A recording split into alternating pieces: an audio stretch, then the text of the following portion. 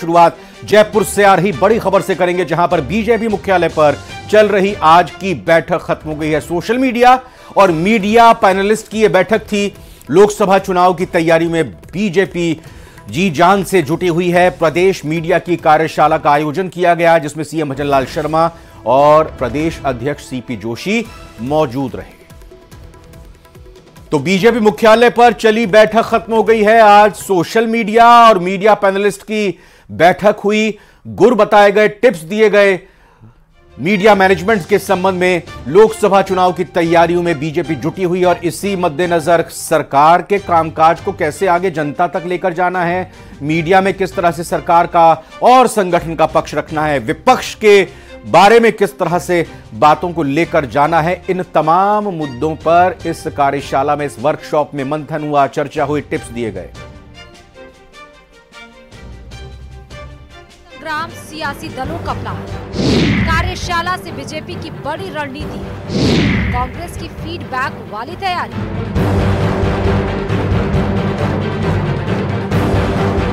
राजस्थान का रण जीतने के बाद बीजेपी लोकसभा चुनाव में कोई कोर कसर नहीं छोड़ना चाहती। लोकसभा चुनाव के लिए प्रदेश की सभी 25 सीटें जीतने के लिए हर स्तर पर कार्यकर्ताओं को तैयार किया जा रहा है और इसी के तहत बीजेपी मुख्यालय में प्रदेश मीडिया और सोशल मीडिया विभाग की कार्यशाला हुई, जिसमें भाजपा प्रदेशाध्यक्ष सीपी जोशी, राष्ट्रीय प्रवक्ता सुधांशु त्रिवेदी, मंत्री कर्नल राज्यवर्धन सिंह राठौड़ समेत मीडिया और सोशल मीडिया के पदाधिकारियों ने भाग लिया। कार्यशाला में केंद्र की जन कल्याणकारी नीतियों का लाभ अंतिम व्यक्ति तक पहुंचाने की रणनीति पर चर्चा हुई। राजस्थान सरकार पूरी तरह से राजस्थान वासियों के लिए समर्पित है और पूरी तरह से जनता की जो हित की चाहे नीति हो चाहे नियम हो, उसको पालन करते हुए देश का पैसा, राजस्थान का पैसा जनता तक पहुंचे और वो सक्षम बने आगे बढ़ने के लिए। जो हमारी भारतीय जनता पार्टी की जो सोच है, अंतिम व्यक्ति का उदय हो, अंतिम व्यक्ति आगे बढ़े, ये हम संकल्प से करके रहेंगे। भाजपा ने विधानसभा चुनाव में कांग्रेस खेमे में कई नेताओं को अपने पाले में लाकर नतीजे अपने पक्ष में किए थे। वैसा ही कुछ लोकसभा में देखने को मिल सकता है। ऐसा ही कुछ इशारा किया प्रदेश अध्यक्ष सीपी जोशी ने। उनका दावा है कि कई बड़े नेता भाजपा के संपर्क में हैं। देखिए, विधानसभा चुनाव से पहले भी कई नेताओं ने, कई ब्यूरोक्रेट्स ने, कई सामाजिक संगठन के लोगों ने भारतीय जनता पार्टी में और आदरणीय मोदी जी के नेतृत्व में आस्था व्यक्त की थी और कई लोगों ने भाजपा की सदस्यता ग्रहण की। अभी भी कई लोग संपर्क में हैं। वहीं कार्यशाला में पहुंचे भाजपा के राष्ट्रीय प्रवक्ता ने विपक्षी गठबंधन के साथ राहुल की भारत जोड़ो यात्रा पर शायराना तंज कसा। जब से श्री राहुल गांधी जी पहले अपनी यात्रा पे निकले तो 3 राज्य कांग्रेस के हाथ से चले गए। अब वो पूर्व से पश्चिम की यात्रा पे निकले हैं, तो आप देखिए, पहले पूरब में उनका सबसे बड़ा जो तथाकथित इंडी गठबंधन के सहयोगी थे तृणमूल कांग्रेस, उसने ऐलानिया कह दिया कि वो चुनाव नहीं लड़ेंगे। आम आदमी पार्टी ने पंजाब में कह दिया। अब पहले ही बसपा ने उत्तर प्रदेश में कह दिया। तो मुझे लगता है अब जो कुछ हो रहा है इस तथाकथित इंडी गठबंधन के अंदर, उसकी स्थिति कुछ कुछ ये कही जा सकती है कि देखी जमाने की यारी, बिछड़े सभी बारी बारी। उधर कांग्रेस भी पूरे दमखम से लोकसभा चुनाव लड़ने की तैयारियों में लग गई। जयपुर में कांग्रेस की स्क्रीनिंग कमेटी की बैठक में फीडबैक लेने के बाद अब अलग अलग विधानसभा क्षेत्रों में पर्यवेक्षक कार्यकर्ताओं का मन टटोल रहे हैं। AICC ने सभी लोकसभा क्षेत्र के अंदर एक कोऑर्डिनेटर बनाए हैं और अभी सभी कोऑर्डिनेटर्स की और प्रदेश इलेक्शन कमेटी की बैठक जयपुर में हुई थी। उसके बाद सभी कोऑर्डिनेटर्स को जिले के अंदर और उसके बाद विधानसभा और ब्लॉक के अंदर जाने के निर्देश हैं। अलवर की जो सीट है वो कांग्रेस की सीट रही है, ज्यादातर कांग्रेस के सांसद यहाँ से बने हैं और आने वाले समय में भी ये सीट अब की बार हमारी कांग्रेस यहाँ से जीतेगी। बीजेपी जहां 25 की 25 सीटें जीतने की कोशिश कर रही है, वहीं कांग्रेस भी इस बार खाता खोलने के लिए जी तोड़ मेहनत कर रही है। कांग्रेस का दावा है कि जनता केंद्र की नीतियों से परेशान है और वो इस बार 25 की 25 सीटें उसकी झोली में डालेगी। अब देखना होगा कि जनता क्या लोकसभा चुनाव में भी कमल का फूल खिलाएगी या फिर हाथ का साथ देगी। न्यूज़ 18 राजस्थान के लिए रोशन शर्मा की रिपोर्ट। और वहीं राजस्थान की उप मुख्यमंत्री दिया कुमारी शनिवार को जोधपुर के एक दिवसीय दौरे पर रही और इस दौरान एयरपोर्ट पर राज्य मंत्री के बिश्नोई, सूरसागर विधायक देवेंद्र जोशी समेत पार्टी के पदाधिकारियों ने उप मुख्यमंत्री की अगवानी की। उप मुख्यमंत्री बनने के बाद दिया कुमारी का यह पहला जोधपुर का दौरा है। इस दौरान उन्होंने रिव्यू बैठक ली। इस दौरान मीडिया से रूबरू होते हुए उन्होंने कहा कि आने वाले समय में बहुत अच्छा बजट आएगा। पीएम नरेंद्र मोदी की गारंटी है और राजस्थान का बजट गारंटी के अनुरूप ही बनेगा। भजनलाल सरकार के मंत्री मिलकर राजस्थान की सरकार के लिए बेहतरीन बजट तैयार करेंगे। इसके साथ ही उन्होंने कहा कि बहुत बड़ी बात है कि हमारे प्रधानमंत्री मोदी और फ्रांस के राष्ट्रपति मैक्रों जयपुर आए। इससे हमारे पर्यटन पर सकारात्मक असर पड़ेगा। डिफेंस के साथ साइंस और टेक्नोलॉजी में भी काम आगे बढ़ेगा।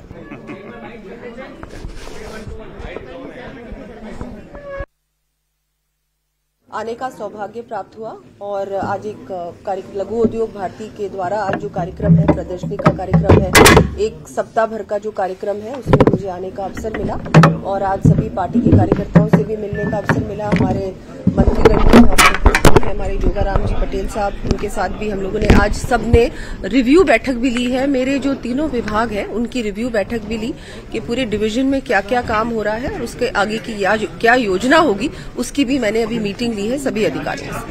बजट आने वाला है, बजट को लेकर के किस तरीके से, क्योंकि जो विगत सरकार के लिए कई सारी बातें आ रही है, वो भी कुछ लोग कह रहे हैं कि ऐसा कुछ स्थिति नहीं है, वस्तु स्थिति तो आपको पता होगी। नहीं, देखिए बहुत अच्छा बजट आएगा। जो सरकार है वो जनता ने चुनी है और मोदी जी की गारंटी पे जनता ने इस सरकार को चुना है और निश्चित रूप से हमारे मुख्यमंत्री जी भजनलाल जी के बहुत पूरा हम सब मंत्री मिलकर एक अच्छा बजट राजस्थान की सरकार को प्रस्तुत करने वाले हैं। पर्यटन को लेकर फ्रांस के राष्ट्रपति कि हमारे माननीय प्रधानमंत्री जी और फ्रांस के राष्ट्रपति जी जयपुर पधारे और ये पूरे राजस्थान के लिए एक बहुत ही अच्छा अवसर था, क्योंकि इससे पर्यटन भी बढ़ेगा और दूसरे क्षेत्रों में भी बहुत सारे ऐसे क्षेत्र हैं जिसमें हमारा फ्रांस के साथ बहुत अच्छा तालमेल है, डिफेंस के क्षेत्र में। और वहीं राज्यवर्धन राठौड़ ने कहा कि राजस्थान सरकार जनता के लिए समर्पित है, जनता के हित के लिए काम किया जा रहा है और जनता का पैसा जनता तक ही पहुंचाया जाएगा। राजस्थान सरकार पूरी तरह से राजस्थान वासियों के लिए समर्पित है और पूरी तरह से जनता की जो हित की चाहे नीति हो चाहे नियम हो, उसको पालन करते हुए देश का पैसा, राजस्थान का पैसा जनता तक पहुंचे और वो सक्षम बने आगे बढ़ने के लिए। जो हमारी भारतीय जनता पार्टी की जो सोच है, अंतिम व्यक्ति का उदय हो, अंतिम व्यक्ति आगे बढ़े, ये हम संकल्प से करें।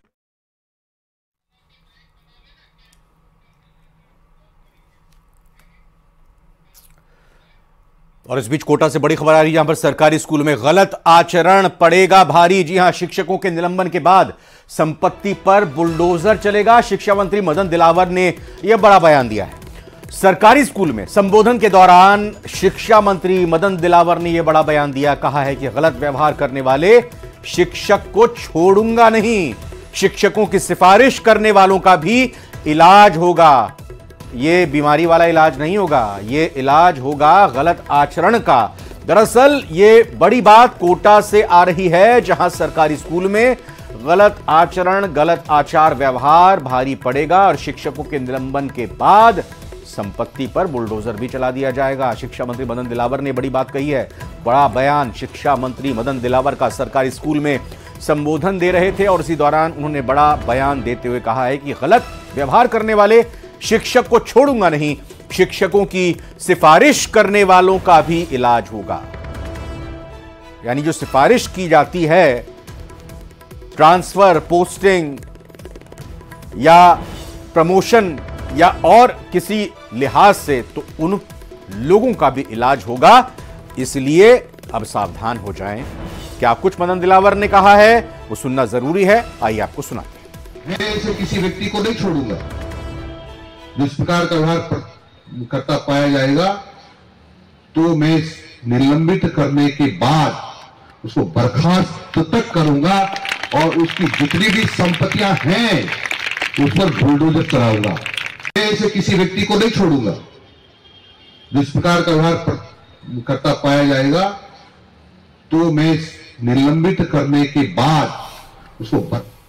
हिमांशु मित्तल कोटा संवाददाता हमारे साथ जुड़ चुके हैं। हिमांशु, न सिर्फ निलंबन होगा बल्कि बर्खास्त तक कर देंगे, बुलडोजर संपत्ति पर चला दिया जाएगा। किस तरह के आचरण को ना करने की यहां पर बात कही जा रही है शिक्षा मंत्री की तरफ से? देखिए, अक्सर कई बार हम देखते हैं शिक्षा विभाग के कई जो सरकारी स्कूल हैं उनमें किस तरह की कई घटनाएं सामने आती हैं जिसकी वजह से पूरे के पूरे शिक्षा विभाग को शर्मसार होना पड़ता है। चाहे हाल फिलहाल कल के ही मामले का जिक्र कर लें, परबतसर में एक सरकारी शिक्षक शराब पी करके नाचता हुआ नजर आया, जिसके बाद उसका पूरा वीडियो सामने आता है। और इसी वीडियो के बाद में दरअसल आज एक सरकारी स्कूल के कार्यक्रम में मदन दिलावर शिक्षा मंत्री मौजूद थे और इन्हीं घटनाओं की अक्सर शिकायतें आती हैं जिसमें ऐसी बाद में पूरा की पूरा शिक्षा विभाग शर्मसार होता है। और एक बड़ा बयान शिक्षा मंत्री मदन दिलावर की तरफ से निकल करके आता है कि ऐसे शिक्षकों के खिलाफ न केवल निलंबन की कार्रवाई की जाएगी बल्कि उन्हें बर्खास्त किया जाएगा और इसके साथ उनकी जो तमाम संपत्तियां हैं वो बुलडोजर चलाया जाएगा। इसके साथ ही उन्होंने स्पष्ट हिदायत दी कि ऐसा जो आचरण है वो पूरे के पूरे विभाग को शर्मसार किया जाता है, ऐसे किसी शिक्षक को नहीं छोड़ूंगा। इसके साथ ही ऐसे जो शिक्षक हैं उनके सिफारशी अधिकारी जो है उनके खिलाफ भी कार्रवाई की जाएगी। यानी कि किसी भी तरह से किसी भी तरह का कोई भी गलत आचरण जो शिक्षा विभाग को नीचा देखने पर मजबूर करेगा वो अब बर्दाश्त नहीं किया जाएगा। ऐसे शिक्षक के खिलाफ निलंबन की कार्रवाई होगी, ऐसे शिक्षक को बर्खास्त किया जाएगा और बर्खास्त ही नहीं, शिक्षा मंत्री ने बड़ा बयान दिया है कि ऐसे शिक्षक को बर्खास्त करने के साथ में उसकी संपत्ति पर बुलडोजर तक भी चलाया जाएगा। अपने आप में बेहद बड़ा बयान है जो शिक्षा मंत्री की तरफ से निकल करके आया है। आज ही एक सरकारी स्कूल के कार्यक्रम में साइकिल वितरण का कार्यक्रम था जिसमें मदन दिलावर की तरफ से ये बयान दिया गया। इस कार्यक्रम के दौरान तमाम जो शिक्षक हैं वो मौजूद थे, तमाम शिक्षा विभाग से जुड़े हुए अधिकारी मौजूद थे, लेकिन निश्चित तौर पर अब जो शिक्षा विभाग में शिक्षा विभाग की छवि को सुधारने की तरफ जो शिक्षा मंत्री मदन दिलावर है वो सख्त एक्शन लेने के मूड में है और स्पष्ट तौर पर उनका स्पष्ट बयान है कि किसी भी तरह से कोई भी वो काम बर्दाश्त नहीं किया जाएगा जिसकी वजह से शिक्षा विभाग को नीचा देखना पड़े। बहुत बहुत धन्यवाद हिमांशु मित्तल, आपका इस खबर पर जानकारी देने के लिए शुक्रिया। इधर मुंबई में आयोजित 84वां अखिल भारतीय पीठासीन अधिकारी सम्मेलन में लोकसभा अध्यक्ष ओम बिरला शामिल हुए। इस दौरान लोकसभा अध्यक्ष ओम बिरला ने कहा कि पीठासीन अधिकारियों पर महत्वपूर्ण जिम्मेदारी है और विधायी क्षमताओं को प्रभावी बनाना है। राज्य में या कहें कि राज्यों में सामाजिक आर्थिक परिवर्तन किया है। विधानमंडलों में चर्चा संवाद हमारे लोकतंत्र की ताकत है। दुनिया के अंदर भारत का लोकतंत्र विशेष है।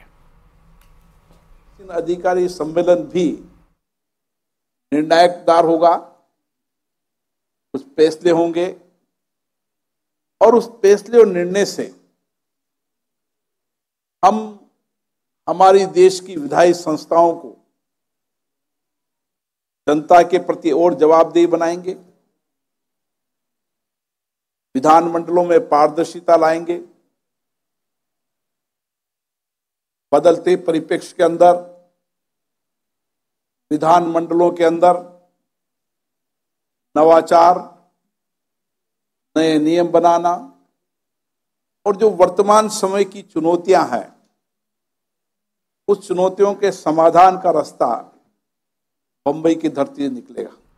मुंबई में आयोजित 84वें अखिल भारतीय पीठासीन अधिकारी सम्मेलन में विधानसभा अध्यक्ष वासुदेव देवनानी शामिल हुए। इस दौरान उन्होंने न्यूज 18 से खास बातचीत की। उन्होंने कहा कि विधानसभा में सही आचरण दिखाने चाहिए, बहुत जरूरी है, और इसके साथ ही विधेयकों पर भी चर्चा बेहद जरूरी है जो कि करनी चाहिए। पीठासीन अधिकारियों का सम्मेलन हो रहा है। यहां एक बात अभी उद्घाटन सत्र में निकल के आई कि बैठकों की संख्या निरंतर कमी आ रही है, उस पर चिंता, और दूसरी चिंता इस बात के लिए जाहिर की गई है कि जो सदस्यों का आचरण है वो अच्छा सदन के अंदर नहीं देखा जा रहा है। निश्चित रूप से दोनों बातें महत्वपूर्ण है। सदन की बैठकों की संख्या कुछ विधानसभाओं में अच्छी भी है और कई विधानसभाओं में धीरे धीरे कम होती जा रही है। उसमें सरकारी पक्ष और विपक्ष दोनों को प्रयत्न करने होंगे। मैंने भी राजस्थान के सभी सर्वदलीय बैठक पहली बार करके मैंने प्रयत्न किया है कि इस बार हम अधिक बैठकें करें। अब तक शायद 25 से 30 तक बैठकों की वहाँ पर सीमाएं रही हैं, लेकिन इसको बढ़ा करके धीरे धीरे प्रतिवर्ष बढ़ाते हुए मैं समझ 4 वर्षों के दौरान इसको संविधान में या नियमों में लिखित जो 60 दिनों की विधानसभा होनी चाहिए, उसका हम लोग प्रयत्न करेंगे। इसमें दोनों पक्षों को साथ में लेकर के हम लोग इसको कार्य परिणति करेंगे। पीठासीन अधिकारियों की जिम्मेदारी ज्यादा हो जाती है, यानी विधानसभा अध्यक्ष की जिम्मेदारी और बढ़ जाती है जब सत्ता पक्ष और विपक्ष के बीच टकराव की स्थिति पैदा होती है। ऐसे स्थिति में जो विधानसभा अध्यक्ष है उनको फैसला करना होता है। किस तरह का महसूस करें, क्योंकि अभी तक आप 6ठी बार विधायक बने हैं, 5 बार के विधायक के तौर पे आपने सामने बैठते थे, अब चूंकि अध्यक्ष है तो उस भूमिका में किस तरह से आए रहेंगे? निश्चय ये भूमिका अलग प्रकार की है, लेकिन जो पहले का अनुभव, पक्ष का भी अनुभव है, विपक्ष का भी अनुभव है, इस नाते दोनों पक्षों के साथ न तो यदि निष्पक्षता से निर्णय करने का वहाँ पे परिस्थितियाँ बने और निष्पक्षता से व्यवहार किया जाए तो काफी कुछ समस्या का समाधान निकल सकता है। एक चिंता इस बात की भी जाहिर की गई कि केवल बजट पास कराने का ही सदन एक माध्यम है, दूसरा कोई बिल या अध्यादेश को बिल के रूप में पारित कराने की एक संस्था के रूप में देखा जा रहा है। पूरी तरह से जो उपयोगिता की बात हो रही है, उसकी उत्पादकता बढ़ाने की बात हो रही है, लेकिन हो नहीं पा रही है, लेकिन लगातार प्रयास भी जारी है। हालांकि इसमें सरकार के भी रोल रहता है, हालांकि केवल बजट पारित नहीं होता, मतलब बजट के अलावा भी विधेयकों का भी बातचीत होती है। वो जो बजट की बात आई वो निगम और जिला परिषदों के संदर्भ में ज्यादा चर्चा आई कि वो भी मजबूत बने, लेकिन विधानसभा के अंदर तो विधेयक रखे जाते हैं। लेकिन कई बार अनुभव है कि सरकार जिस पक्ष की भी रही हो वो एक ही दिन में 4-4, 5-5, 8-8 विधेयक पारित करवा के कई बार औपचारिकता पूरी करती है। मेरा प्रयत्न होगा कि इसमें ऐसा न हो। राजस्थान के परिप्रेक्ष्य में देखें कि पिछली सरकार के दौरान देखा गया 17 अवसान नहीं होता था, आपने भी लगातार 17 अवसान करने की मांग उठाई। क्या लगता है, क्योंकि अब आप उसी पोजीशन पे आकर बैठ गए कि जो 17 अवसान करने वाली गवर्निंग बॉडी के रूप में भी आप जाने जाएंगे? बैठक समाप्त होने के बाद 17 अवसान होना चाहिए और ये केवल और दोबारा जब भी बैठ के हों उसके लिए एक जो नियम बने हुए हैं उसके तहत किया जाए। मुझे लगता है कि पहला ये जो अपना धन्यवाद पारित होगा और वोट ऑफ अकाउंट्स होगा उसका हम 17 अवसान निश्चित रूप से करेंगे। सदन की उपयोगिता बढ़े, इस पर प्रभावशाली तरीके से किस तरह से लागू किए जाए उस पर यहाँ चर्चा होने वाली है। कैमरामैन अविनाश के साथ सुधीर शर्मा, न्यूज 18 मुंबई। प्रधानमंत्री नरेंद्र मोदी की हर घर नल से जल योजना अब राजस्थान में गति पकड़ने लगी है। उद्योग और वाणिज्य मंत्री कर्नल राज्यवर्धन सिंह राठौड़ ने झोटवाड़ा में 1 करोड़ 32 लाख लीटर क्षमता के 10 उच्च जलाशयों के निर्माण कार्य का शिलान्यास किया और इस मौके पर राज्यवर्धन राठौड़ ने कहा कि अपने विधानसभा क्षेत्र के लोगों से किए गए वायदों को पूरा करने और झोटवाड़ा की जनता को पानी की समस्या से छुटकारा दिलाने की कवायद शुरू की जा रही है। वहीं जलदाय मंत्री कन्हैया लाल ने कहा कि मुख्यमंत्री भजनलाल शर्मा के नेतृत्व में राजस्थान की ग्रामीण इलाकों की पेयजल समस्या को दूर करने के लिए सभी योजनाओं को त्वरित पूरा किया जाएगा। क्षेत्र जो माननीय कर्नल साहब का जो आता है, इसके अंदर आज सेकंड फेज के 10 जलाशय, टोटल 18 जलाशयों का निर्माण किया जाना, जिसमें 10 जलाशयों का आज यहाँ पे शिलान्यास किया गया है और आने वाले 2024 तो हमारा कंप्लीट नहीं कर पाएंगे, बाकी 2025 मई तक हम इसको 100% कंप्लीट करके देंगे, जिससे ये आबादी वर्षों से बिसलपुर पाने के लिए वंचित थी, इसका बेनिफिट मिलेगा। देखिए, सबसे पहले प्रधानमंत्री मोदी जी को मैं धन्यवाद देता हूं कि उनकी मोदी गारंटी की ताकत की वजह से आज जनहित की सारी योजनाएं धरातल पे तुरंत उतरनी शुरू हो गई हैं। सरकार को, भजनलाल जी की सरकार को कुछ ही दिन हुए हैं शुरू हुए, लेकिन काम आप देख ही रहे हैं। 550 किलोमीटर की पाइपलाइन बिछनी शुरू हो गई, जो काम रुका हुआ था, और 9 टंकियां जिसमें पीने का पानी का सप्लाई अभी शुरू हो जाएगा कुछ ही दिनों बाद, उसका भी लोकार्पण करेंगे। मैं कन्हैया लाल जी से उसके लिए भी उनको आमंत्रित करता हूं और उससे करीबन 2.5 लाख लोगों तक पीने का पानी पहुंचेगा। आज जो शिलान्यास हुआ, 10 पेयजल की जो टंकियां हैं उसका शिलान्यास हुआ, इससे 3.5 लाख लोगों को पीने का पानी पहुंचेगा। बीजेपी के पूर्व प्रदेश अध्यक्ष और लोकसभा के क्लस्टर प्रभारी सतीश पूनिया आज हनुमानगढ़ जंक्शन पहुंचे, जहां पूनिया ने डॉक्टर राम प्रताप और सांसद निहाल चंद के साथ चुनावों को लेकर चर्चा की और इसके बाद भाजपा जिला कार्यालय में पदाधिकारियों के साथ बैठक की। इस दौरान पत्रकारों से बातचीत करते हुए उन्होंने कहा कि इंडिया गठबंधन के नेता वैचारिक रूप से कमजोर हैं। इसके अलावा राहुल गांधी की न्याय यात्रा के सवाल पर सतीश पूनिया ने कहा कि यह यात्रा पाखंड के अलावा कुछ नहीं है। लोगों के सामने एक मोदी फोबिया, एक मनोवैज्ञानिक तौर पर भी, नीतिगत तौर पर भी ये लोग बहुत वैचारिक रूप से भी कमजोर हो चुके हैं। इसलिए ये कितने ही गठबंधन कर लें, कितनी बातें कर लें, लेकिन आपस में इनके स्वार्थ इतने टकराते हैं कि इनकी एकता भी असंभव। वन विभाग के कल्चर को बदलने वाली खबर आपको बताते हैं। अब योजनाओं को लेकर पहले जैसी अप्रोच को बदलकर पीएम मोदी वाला नजरिया अपनाने की तैयारी शुरू कर दी गई है। नए वन मंत्री संजय शर्मा ने कहा कि हमने वन विभाग की सभी वर्तमान योजनाओं की प्रगति रिपोर्ट मांगी है। विभाग की सभी योजनाओं को लेकर प्रदेश सभी जिम्मेदार अधिकारियों के साथ एक खास रिव्यू करेगा। यह विभाग पहला औपचारिक भी रिव्यू होगा और सभी योजनाओं को लेकर रिव्यू में प्रगति रिपोर्ट आधार योजनाओं को प्रैक्टिकल बनाने पर काम होगा।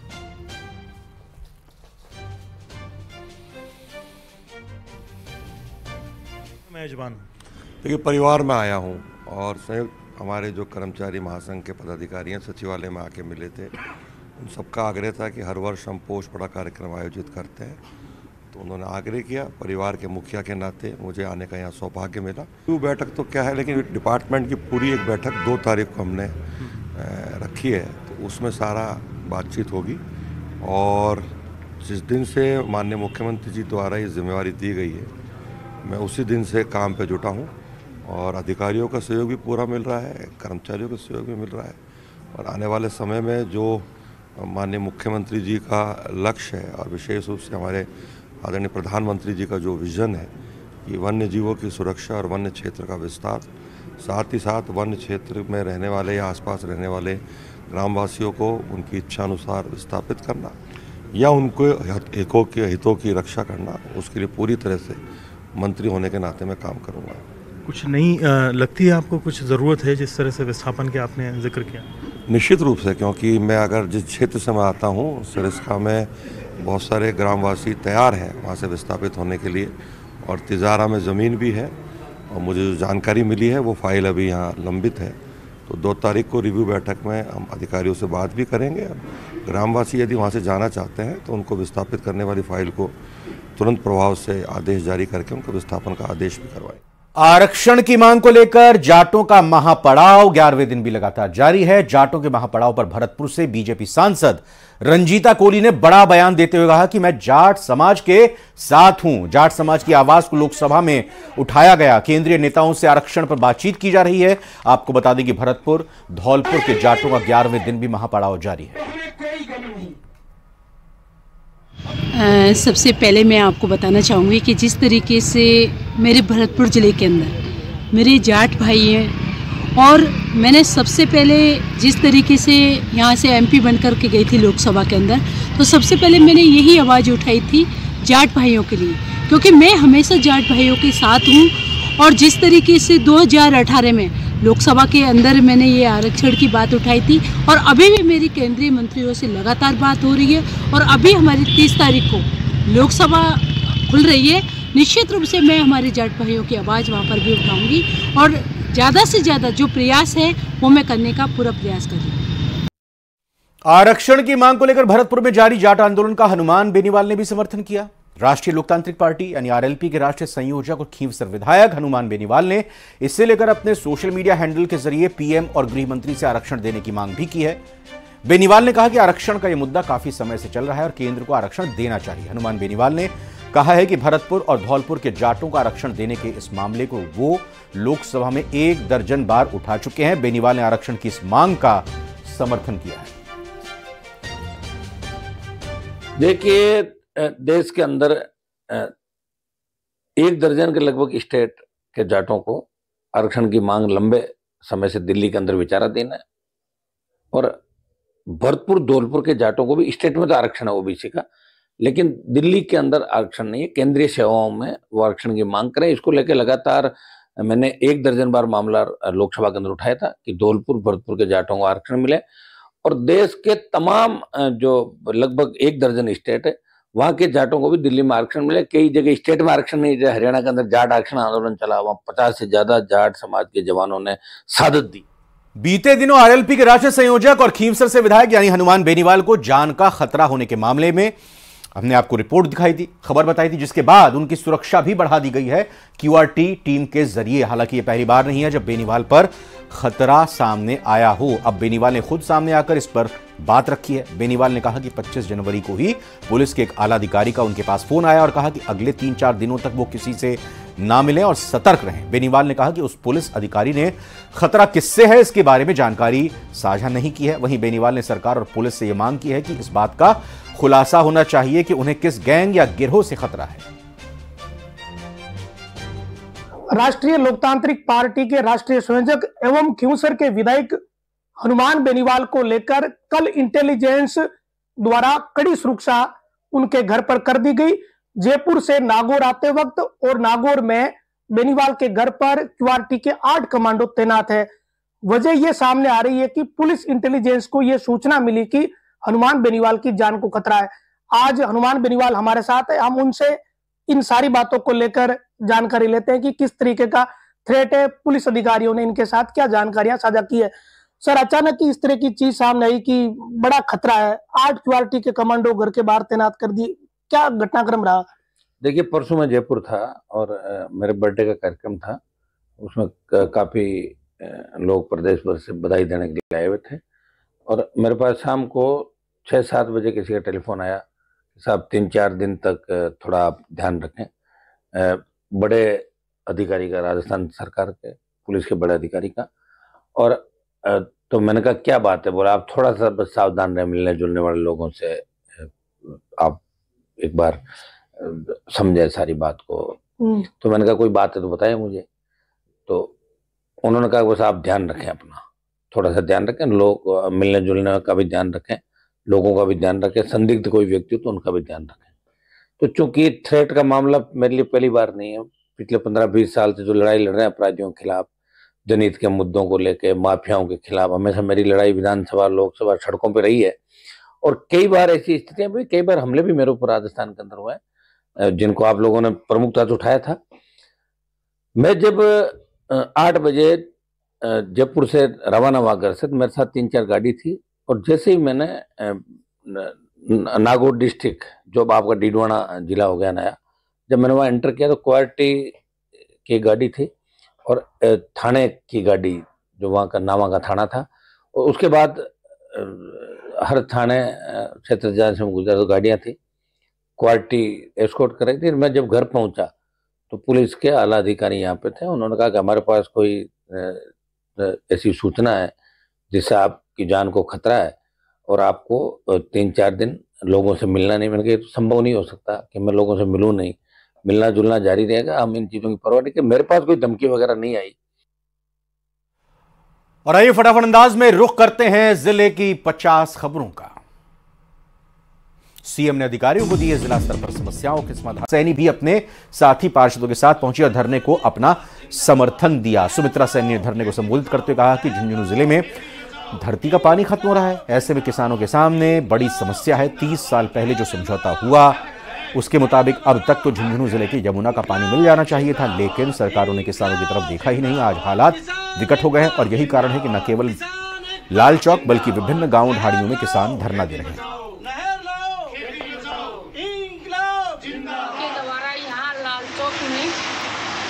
नहर के लिए जो धरना दिया जा रहा है उसके समर्थन में मैं और मेरे साथी पार्षद सभी लोग आए हैं।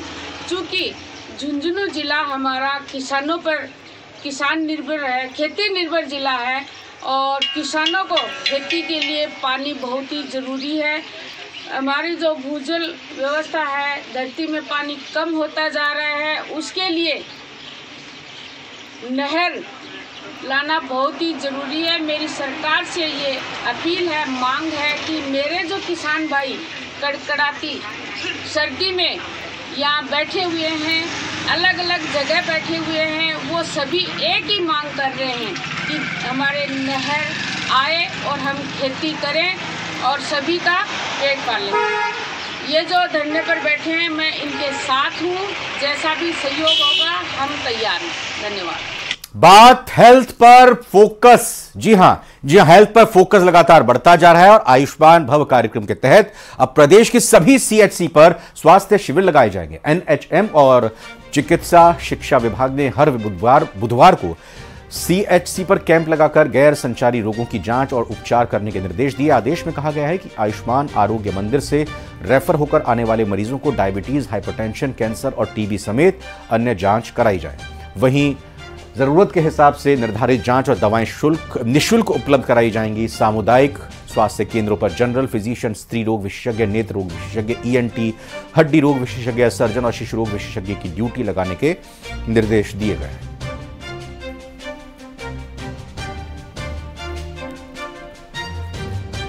झुंझुनू की मंडरेला पुलिस की सजगता, होशियारी से पेट्रोल पंप की लूट की वारदात से पहले ही बदमाश अवैध हथियारों के साथ पुलिस के हत्थे चढ़ गए। पुलिस ने 3 बदमाशों को खुडानिया गांव के एक मकान से गिरफ्तार करते हुए एक माउजर, एक देसी कट्टा, 5 का जिंदा कारतूस जब्त किए हैं, जबकि इनके 3 साथी मौके से भाग गए, जिनकी तलाश की जा रही है। मंडरेला थानाधिकारी रविंद्र कुमार ने बताया कि मुखबिर के जरिए सूचना मिली कि खुडानिया गांव में महावीर प्रसाद के घर में कुछ संदिग्ध व्यक्ति हैं, बाहर गाड़ियां खड़ी हैं और बड़ी वारदात की योजना बना रहे हैं। सूचना के बाद उच्च अधिकारियों को अवगत करवाते हुए पुलिस टीम मौके के लिए रवाना हुई।